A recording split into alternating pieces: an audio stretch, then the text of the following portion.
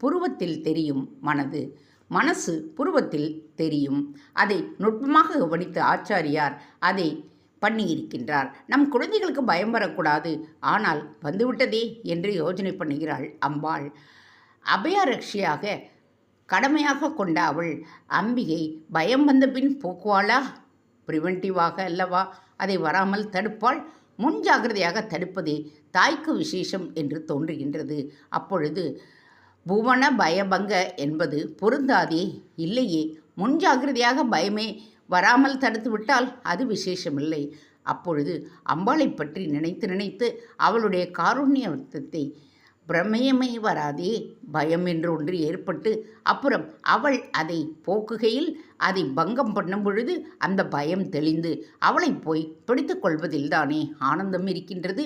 கோபத்தில் புருவம் நெறிந்தால் அதை பார்த்து பய